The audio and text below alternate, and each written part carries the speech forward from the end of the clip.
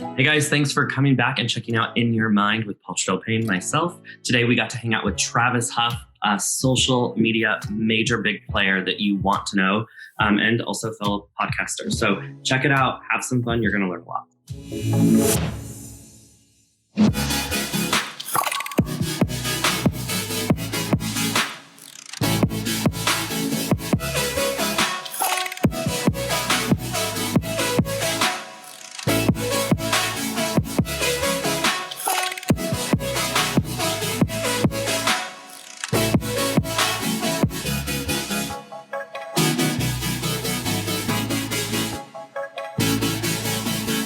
Hey everybody, thanks for tuning into In Your Mind.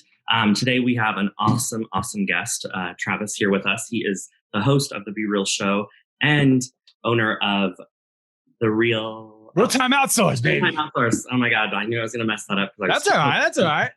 But thank you, Travis, for being here. Absolutely. I'm blessed to be here, my man. Thank you so much.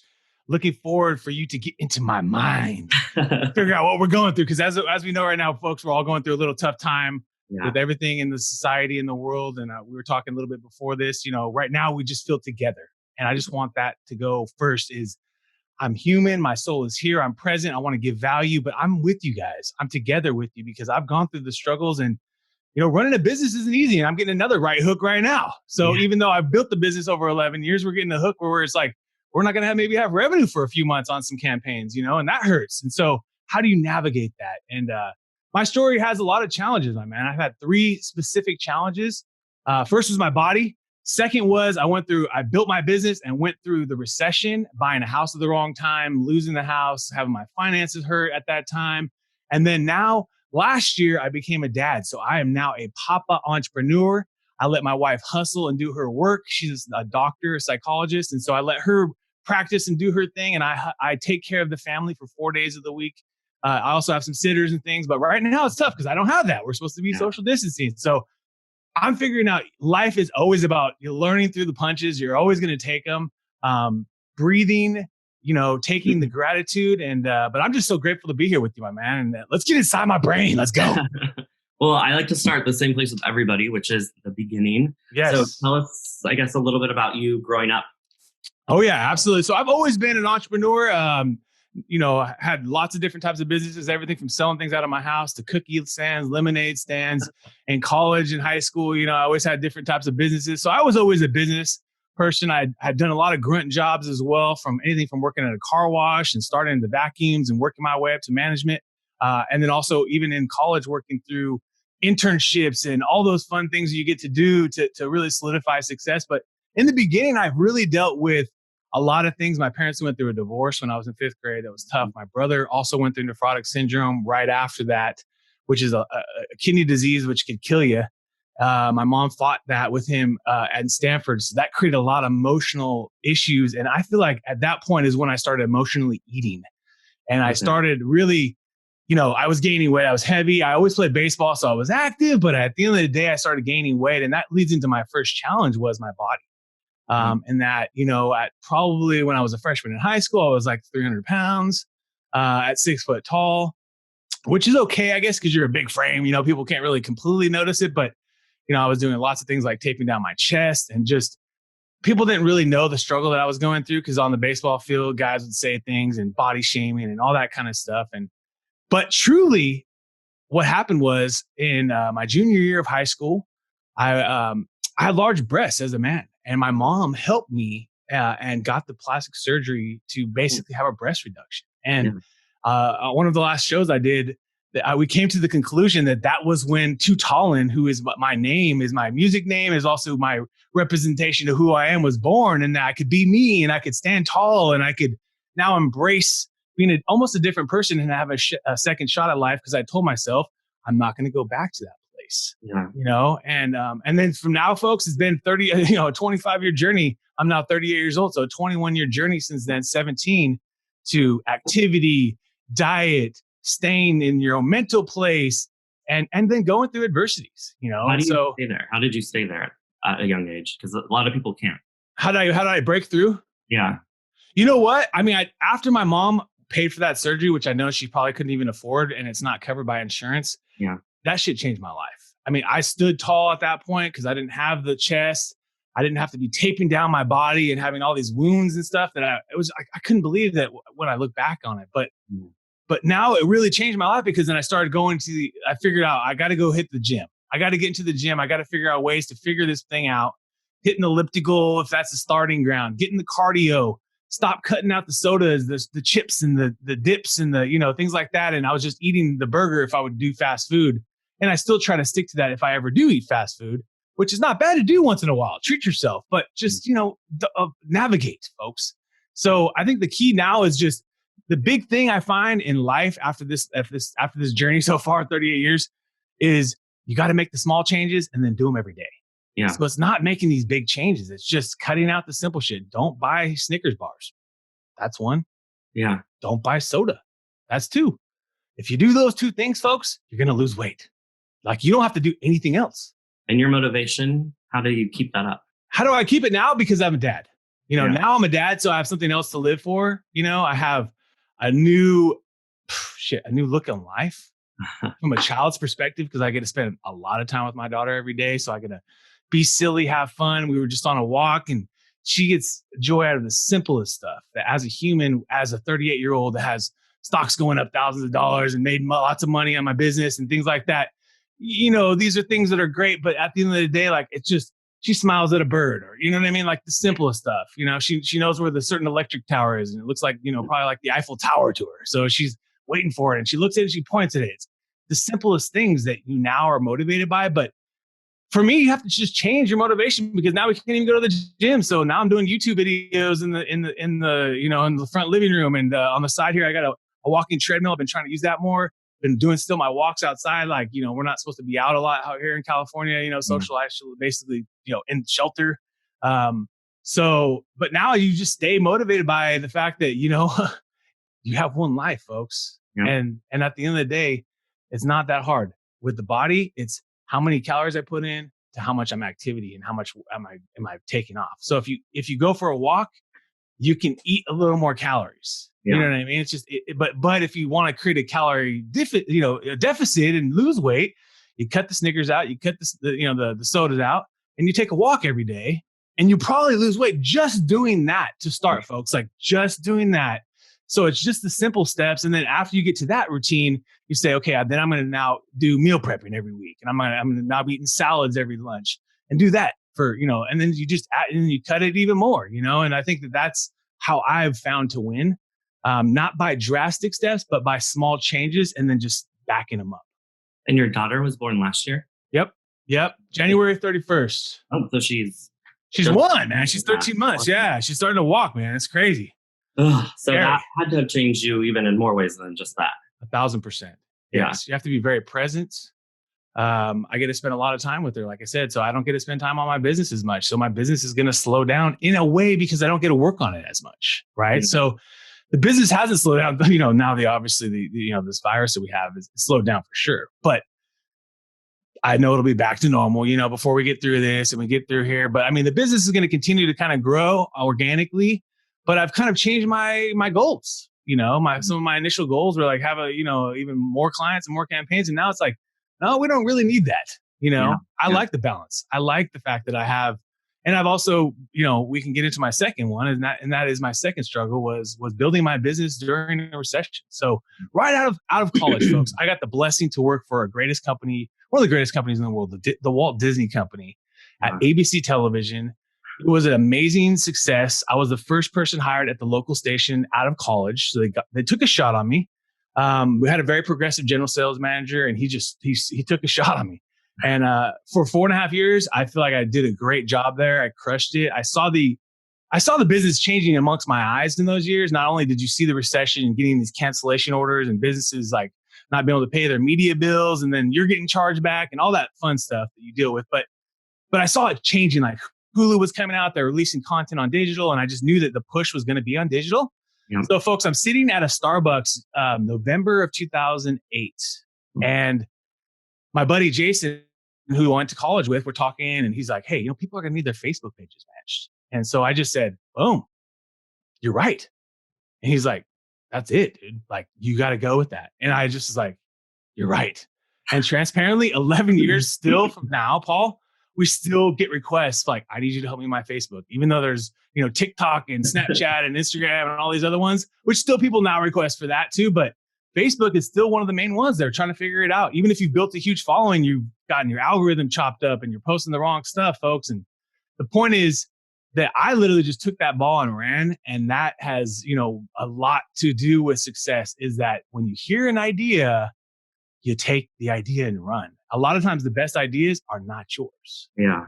Someone else's. And you just say, hey, I took the idea and I build this business, and you're not cheating or doing anything wrong, because there's a lot of ideas out there. Go on the internet. You could type in, 2020, stay-at-home business ideas, and there's hundreds of lists of ideas. There's no plethora of that. It's just, you got to now go build the PowerPoint, get the customers. And what I tell everybody, Paul, is you got to get that first check. You got to get that first payment, because without a check, you don't know if you have a real business. If you can't sell and get a first customer, you can't get customer 2, 3, 200, 500, 1,000. You can't get those extra customers if you can't get the first one. I can promise you that. And a lot of people want to be in business, but they don't want to do that.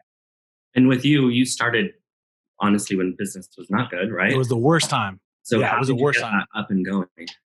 I had a little bit of savings. And, my dad always told me, hey, you know what? I know you're going to start this thing up, but if you ever need something, you reach out to me. He'll help me with a loan or something. Thankfully, I never even had to do that. But I just knew the pressure was on, man. I knew I had the savings. I had the opportunity. I knew people who were interested in this. I knew that it would grow, and I knew the other business was going to change, and it did. I mean, they fired all sorts of people. I mean, it was a drastic changes have happened at television stations because they've centralized production and they've centralized accounting, and people that I love to work with, they don't work there anymore. Yeah. So, and they have a much leaner staffs running those stations because they have to. I mean, the business has changed. You got social media, and you got Hulu and Netflix and all these places where people aren't even watching the local news. So, the point is, at the end of the day, folks, the best ideas are not yours, and then you got to run with them. You got to take them a run, because now's the time. It's starting a social media business now, folks. I don't know if I do it now. And that's what I would say. Like, I meet so many people, especially lately, that are so concerned about what this is going to be, right? Aftermath, right? Yeah, how are they going to make this work? And a lot of them are, I mean, everybody probably, Facebook, Instagram, every day I log on and there's a new class that I should take on how to start an online business. Yep. So I guess 2 questions. One, I know that there's great ideas and we hear great ideas. How do you know if that is a great idea? Because I mean, there's a little bit of something right to it. And then with that, with so many people out there now worried, and now everybody's telling them, go do this online business. I don't know if that's exactly what they should be doing, but what would your piece of advice, you coming from that world, be to them? Yes, I would say you got to be very cautious first of those online courses. Okay. And what you're buying for and how much you're paying. And you're basically paying to get into their funnel and this and that. They're trying to upsell you, upcharge you. You got to be real careful. Okay. I believe that some of them are great. I think that you can get just as much information on their own free YouTubes and Googles. A lot of times these people sell their own YouTube content and sell it to you for $10,000. And you could have gone on their free YouTube and got all their shit for free.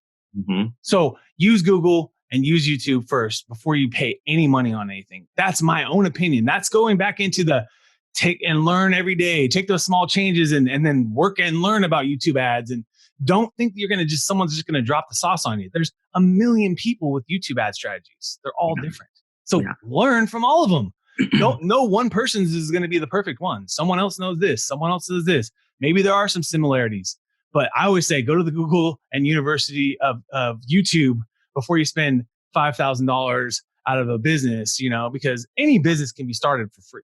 Yeah. So it can be started with just your effort, your time, putting a PowerPoint together and hitting the streets and telling people what the message is. Going on, obviously you could get a Zoom account if you could afford that. If not, that's fine.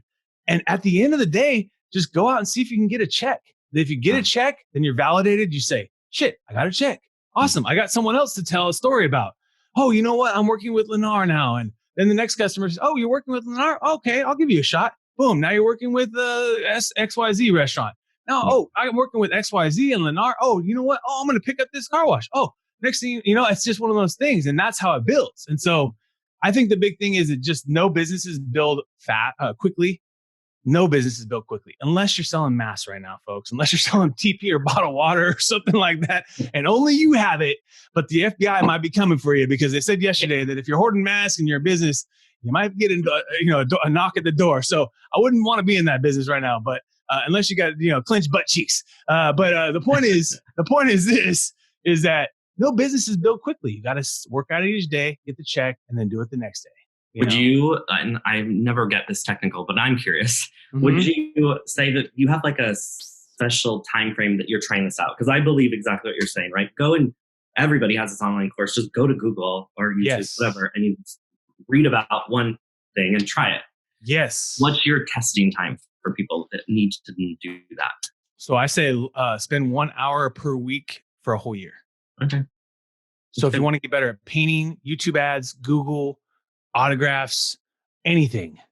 If you want to learn any topic, spend 1 hour a week because then it's doable. Right now we got time, folks. You got time. Everyone's working from home. They got time. Spend 1 hour a week. You could probably do 5 different new hobbies. You could learn Spanish. You could learn how to basket weave. You could do whatever. I mean, the point is, the big thing is, it's that 1 year that people are going to love. And so that's the thing is, give yourself a year. And then at year one, see if you like it and you'll keep going. That's what I've done with my podcast. Me and my wife do paint nights every Saturday or Sunday. It started out just as a fun thing, and now it's a fun thing we do every night. We bust out paints and we drink our favorite things. We watch a YouTuber that does the paint class, and hey, it's a great way for us to connect. My wife always beats me every single time because she's a better painter than me, period. But I sometimes win, but barely. But the point is, then it creates a habit and you just stick to it. You know what I mean? And you'll find out after a year, do I want to keep learning Spanish? Do I want to keep doing this? So really give yourself a year, folks. I know it sounds, everyone wants to have it quickly, but you'll find maybe month 1, month 2, you'll be really into it. You might be actually getting better at it. And so you build momentum, but give yourself time because it takes time to learn anything. No one's going to learn it quickly. I mean, there's just no secret to anything. With you, and because you're in social media, right? Like, yes. How do you keep up to date with all of these new things coming constantly? I mean, I feel old every day. No, you're telling me, man.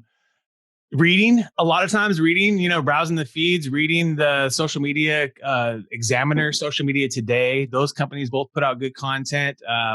Reading, what's Forbes saying, what's any of the business journals saying, seeing what people are doing. That's the biggest thing too is, when you're following influencers, you're following people that are doing it right, you're seeing the trend. You're watching what Gary Vee does and you're mimicking that. Gary Vee does it pretty good for a marketer. Gary Vaynerchuk. If you look at what he's doing, he's doing it right. So a lot of people are trying to follow what he's doing, and he's giving you the free. So if you want to follow anyone actually and get a lot of knowledge, go follow him. Yeah. He's going to give it to you for free. He's not going to ask for anything. And right now he's got a lot of time because his agency's like mine. We're in a little pause period right now. Yeah. But the point is, now is the time. Now is the time to ask. People are not busy. There's not a lot going on. People want the connection. They're willing to do interviews. I think that now's the time to start a show. Now's the time to do anything that you want to do in content. And think of it like he said yesterday or something like that. Think of it not as like Netflix. I'm going to get thousands of, but think of it like I'm going to get quality people listening. And like, just like my show, we started out with small numbers and it's gotten bigger and bigger. And we get bigger and bigger guests, the numbers will get bigger. If I get Tony Robbins one day, all my back catalog is going to get blown up. You know what I mean? Like all the past shows are going to get blown up. So that's what we've seen as we've brought bigger and bigger shows on, and then people back listen to the other shows. And it's forever lasting. So you're going to always have T Huff and Tooth Allen out there forever. My daughter's going to be able to listen to this crazy nut one day. Yeah. My dad is nuts. He's crazy. But she'll know how much I love her because I talk about her so much. So I want to hear about the third one. Oh, yeah. Well, yeah. The second one is, that was a tough time too. And that leads into the third. So the second is starting the business in 2009. Very tough struggle. At the end of the day, went through the economy, the crash, bought a house in 2009. It closed January 2009. Oh my God. I bought it for, double what it was worth at some point when I had to man up and short sell it and say, this is the best thing to do for my credit. Yeah. I took a hit for 3 years, but it was the best thing to do in that I didn't have to repay that, equity that was like lost. And eventually I walked away from that, had some credit card debt, started putting together my own kind of game plan to get out of this, started getting out of credit card debt, started putting some money into investments, not only like retirement investments, but now had a taxable account where I made some smart moves, bought some Tesla stocks and some Nvidia at like, $9 and Tesla at $12 and started, I'm a long-term holder for the most part. So, but I also realized, you can sell some of these things and make some money. Got some of that things back, bought my first property again, started getting my feet under my legs here. And then in 2015, I actually got really lucky and I got into crypto early on Bitcoin. And was buying like Bitcoin and Ethereum, Bitcoin for like $200, Ethereum for like $10 or something crazy. And and then saw the run up, sold some of it along the way, and so the point is in that journey is that through a few real challenges, I was able to kind of get myself back together where I'm actually, more financially free of not having to worry if the stock market goes down like it did and I've lost 30% of my overall paper net worth. Yep. And so it's one of those things that at the end of the day, then leading into 3 is being a pop entrepreneur, which is in one of the most challenging things on earth is to be a parent and to be a solo, if you want to call it, in some cases, taking care of everything for the household. So you're like a stay-at-home dad, papa, and you're also an entrepreneur that runs a business with 27 contractors and hundreds of campaigns and thousands of dollars in ads going out of the accounts every month and collecting checks and paying taxes and also running a Be Real show that's growing every single freaking leaps and bounds here. And you just think of like, holy shit, man, like, how are you doing all this? And so you have to prioritize your time. I mean, that's now the new thing is time, having things come to you as much as possible with like, we have a sitters that usually come to the house, not right now, but usually come to the house and give me that time to work consistently. And then we also got my daughter on a sleep schedule. So folks, if you have kids, let me promise you this. Yeah. It sounds crazy to hire a sleep therapist, but we did. It was the best $500 we ever spent. I'll tell you, a shout out to Healthy Little Sleepers. She's out of Beverly Hills and she puts together a plan that puts your kid to sleep for 12 hours every night for like, now it's been like 8 months. So best thing you can do. Dude. Yes, because like without getting sleep, which we have a lot of friends that have not done this $500 investment because they're like $500. You're like, dude, do you want to sleep every night? Do you want to have 12 hours of free time every night and have from 6 p.m. to 6 a.m. every night free? And then we also have scheduled naps. So I can schedule time where I know she's going to be pretty much asleep, And so it wins on the strategy. And that's the key thing now is my time, because as you know, the most valuable thing we have on this earth is time. And so I chose to be a pop entrepreneur. My father is an entrepreneur, but he sacrificed his time because he was building a business in a different time. Yeah. And he sacrificed us. And that's why my parents probably got divorced when I was in 5th grade, because he has a business where he's in Texas and now he's in New York and Boston and Philadelphia. And so he's always away. And so some people are like that. They got to build businesses and they got clients here, they got clients there, and that's good, but it's going to take a toll on the family. Right. And so I told myself, I'm going to do the opposite, Paul. I'm going to go all in on being a dad. And if my business slows down, that's fine. We'll figure it out. I will not regret those 5 or whatever until she gets to, kindergarten, preschool, where I really get back to normal, then so, but the point is I won't regret it. I don't think, especially now more than ever. Cause now we're all at home and I'm like, I always tell my wife, I joke, hey, now everyone's living my life. Like we get to go to the grocery store and it's like the most exciting thing you do all day. On those certain days, it feels like that. I swear to God, because I get to go for a walk, but I mean, I'm tied to her. I mean, I get to do fun things and Zooms and stuff, but we get to go to the grocery store right now. It's not even safe to go to the grocery store. People on hazmat suits in that place. But the point is, at the end of the day, is that, you got to always reframe too where you're at.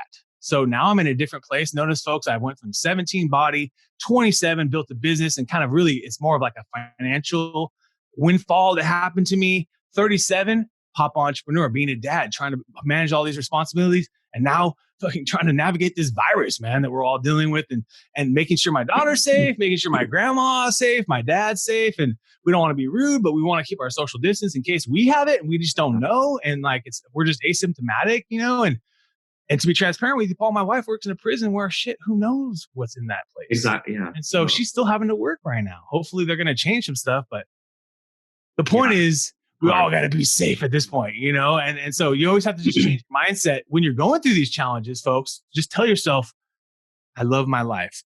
This is a little thing I say, and it sounds crazy, but it's amazing when you tell yourself that out loud. Yeah. I love my life. Every successful person I know, I have one too, like all has the sticky note somewhere, whether it's your computer, your desk. I love my life. I love the things I'm going through. And I know that we'll get through this, folks. And I love that everyone's getting this together. I love that. Country. I do have a question because it's rare that I get to talk to this new dad. Yes. Like, so I same situation. Yeah. Right? Like I have a 3-year-old now, but ran my own businesses and I was the sole provider. So just me. Right. And in the beginning it was, no one tells you what the first year of being a parent will be like. Wow. But we did do smart, similar to what you're doing. Like we did sleep training immediately. Right. And so that helped a lot.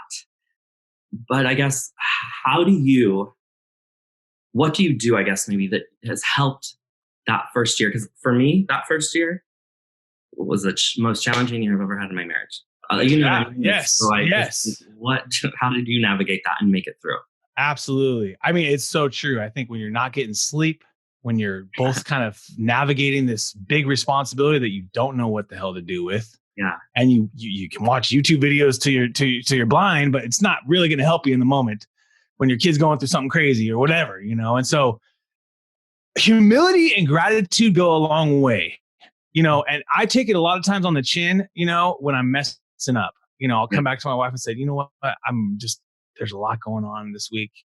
I probably brought some shit home because I'm working at home right here. Mm-hmm. And taking one on the chin, guys. I mean, a lot of times that is as simple as it is to bring down the tension in your relationship. I know it sometimes doesn't help always because you both have a lot of tension maybe, but I think it's easier for us to just take one on the chin, man, and say, you know what, I'm going to be better. I'm going to work at this. I want to learn how to navigate this, and I'm going to take one, and learn. And that's something I've always kind of done too. Yeah.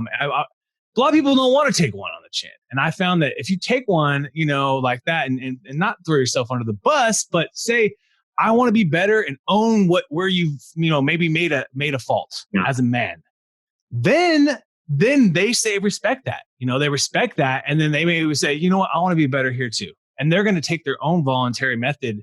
And then it just continually gets better, creating routines as much as possible, things that you can do. I love taking a family walk. If you don't do a family walk, folks, get off your devices, go outside for 45 minutes to an hour, smell the fresh air. You still can do these things right now, folks. Just stay away from people. Just stay 6 feet away. I mean, people are hella happy to see each other. I mean, I've seen cars give me thumbs up. I've never seen so many people wave at me because I'm like the only person out here. But like, there's a lot of families out more than ever, actually. And a lot of people exercising too, I've been seeing. I'm like, I never see these people exercising. So it's cool to see that, but just stay a little distance from each other, keep 4 to 6 feet, don't be sneezing and breathing on each other, obviously. That's why the gyms and all these places are closed, but be outside right now. I think now is a good time, even if it's being in your backyard or just opening your window or, everyone's got different spaces and limitations, but if you can get for a walk, I think that's another thing to really connect the family. I've noticed that me and my wife, even through our pregnancy, we tended to kind of really have our best conversations there too, because we're not distracted. There's no devices pinging us. Usually we bring one phone, but I keep it like, in the little compartment so it's locked away or whatever. And at the end of the day, I think that's the big part of it, is that because we have so many pings and dings and notifications and emails and people calling and texting, and you can't get quality time without those things being away, man. And so, put that thing down, get outside, talk about what's going on. And sometimes you're just quiet. Yeah. Sometimes you're just quiet and you don't have to, it's the quiet. Yeah. I'm gonna say that is like key for we talked about this with anybody else as a parent. Mm-hmm. It always comes down to like, did you speak, right? Yes. Did you communicate? Like, you have to say something. I didn't like this. This isn't working. And you have to just both be okay that anyone can say something at any time, because we have to be able to have open communication all the time. Doesn't mean attacking each other at any time. Right. It just means voicing like, hey, this wasn't okay. Yes. And what else you just sort of talked about, that like time together. Yes. Right now we got nothing but time together. Absolutely. People are starting to fall in love back in again with their spouses. Yeah. Like, who's this person I'm with all the time? I didn't know she could cook so good. Wow. No, it's true. I think there's a lot of benefits that are going to come from this. Obviously, you can start with the globe and the environment. Taking all this time off of just the pressure of all these fuels and things that are in the skies. I mean, hey, that's going to change the world, I think, and also just being around each other. But at the end of the day, folks, gratitude and taking one on the chin as a man and showing that vulnerability and emotion and owning your mistake always wins. Like that freaking always wins. Just promise yourself that. And because when you start to try to fight is when it escalates. Yeah. When you take one on the chin and own it and then just back away in the corner. And even though it doesn't feel like you're winning, you're winning. Mm-hmm. You're winning, folks. Yeah. Even though it's like you just took a good one, because a lot of times, folks, your wife's right. Your spouse is right. A lot of times they're actually right too. Like, so everyone has valid points, but we're fighting about who wants this and that. Take one on the chin and you're in the corner, you're getting some water, but you're not going to go back into fight. You're done. Like the fight's over. There's no, because she's going to be grateful. Well, she's going to be like, good fight. I won. You want them to win. You want them to win. I'm going to be straight up with you. Whoever your spouse is, you want them to win the conversation. Bottom line. So funny. That's how you win. That's how you get through a fight. Is you take this in and then sit in the corner, process your shit, say, I'm owning this. I'm going to take care of this. I need to be better at this. And then it's all deflated and escalated and they respect you more. And then they won. Yeah. They won the fight. That's what's same in business. Yeah. Oh, for sure. You want them to win. You want them to feel like they won the conversation, the proposal, the contract, even in an escalated moment where they were like freaking mad at you. Yep. You know what? You're right. I took that one on the chin. We're going to do this. We're going to do this, this, and this for you because we messed up. You're not going to get a bill next month. You're going to get more content, whatever it is. Yes. And so, because people make mistakes. Yeah. It's human. Awesome. We're human. So I like to always remember to ask this question because sometimes I will forget. So what would you say, or what kind of advice would you give yourself? Like if the 17-year-old you is standing in front of you, what do you think you'd want to tell him today? Man, that would be crazy. If I could look at my 17-year-old self, I would say, dude, you're going to be great, man. Things are going to be okay. Like you're going to make it through these times and nothing can stop you. That's awesome. Yeah. I love it. Travis, energy on point. I love Thank you, sir. I appreciate you, man. I mean, I know we got to chat about a lot of the little things, but I mean, it was really awesome. And I think with what's going on in the world and what's happening and the changes that are coming our way that we're already seeing, I think it's really important that people really get exposure to so many things. And I mean, your energy is contagious, and I want to thank you for being on the show. Thank you, folks. Remember this, just do you. The more you focus on you and the things you got to get done, the more you can be a beacon and a light to others, the more you can do for all the things you want to do.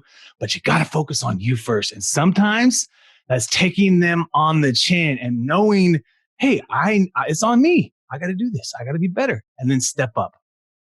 So before we go, Travis, tell us a little bit, how can we stay in touch with you? Yes, absolutely. You can check me out, Travis, Too Tallin Huff, anywhere Too Tallin, TALLIN on Instagram, Twitter, Travis Huff on LinkedIn, one of my other favorite business platforms. And if you want to learn a bit about my podcast, you can check out the Be Real Show anywhere. If you want, you stream Spotify, Apple, all these different great places.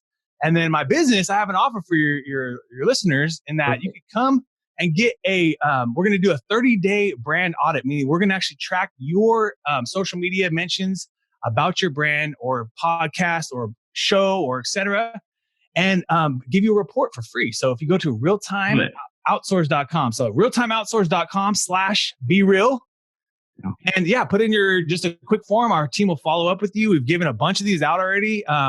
It's a great value because, folks, we don't know what the report's going to say. It's all about you and who's talking about you. So some brands get a lot more mentions than others, but even the ones that are small amount of mentions, they find value in it, because the best part about it is it not only talking about who's talking to you and talking about you and mentioning your brand on social, etc.